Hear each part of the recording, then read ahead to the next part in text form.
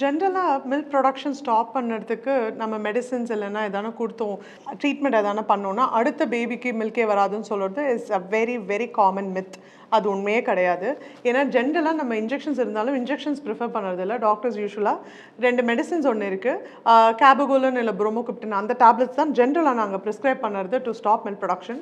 அந்த டேப்லெட்ஸ் என்ன பண்ணுன்னா மில்க் ப்ரொடக்ஷனுக்கு தேவையான ஹார்மோன் ப்ரொலாக்டின்ற ஹார்மோனை அஃபெக்ட் பண்ணி கம்மி பண்ணிவிட்டு அந்த மில்க் ப்ரொடக்ஷனை கம்மி பண்ணிட்டோம். So that's basic easy way of explaining அந்த மில்க் ப்ரொடக்ஷனை கம்மி பண்ணுறதுக்கு.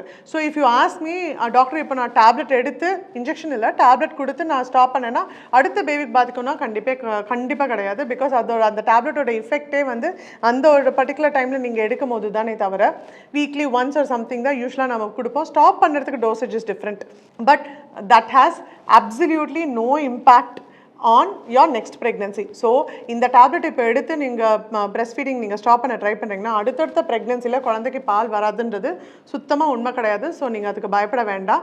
ஏதான ஒரு காரணத்துக்காக, சே ஃபார் எக்ஸாம்பிள் நிறைய பேஷண்ட்ஸ்க்கு அன்ஃபார்ச்சுனேட்லி சம்டைம்ஸ் பேபி அப்நார்மலாக இருக்கும், இல்லை பிறந்து இறந்துருவாங்க. ஏதான ஒரு அன்ஃபார்ச்சுனேட் சர்க்கம்ஸ்டான்சஸில் அம்மாவுக்கு மில்க் ப்ரொடக்ஷனை ஸ்டாப் பண்ணணும்னா நாங்கள் அந்த டேப்லெட்ஸ் கொடுக்க தான் செய்வோம். அந்த டேப்லெட்ஸ் அதுவும் இமீடியட்லி போஸ்ட் டெலிவரி கொடுப்போம். அந்த மாதிரி அம்மாக்களை அடுத்தடுத்து நல்லபடியாக ப்ரெக்னென்சி ஆகி டெலிவரி ஆனவங்களும் இருக்காங்க.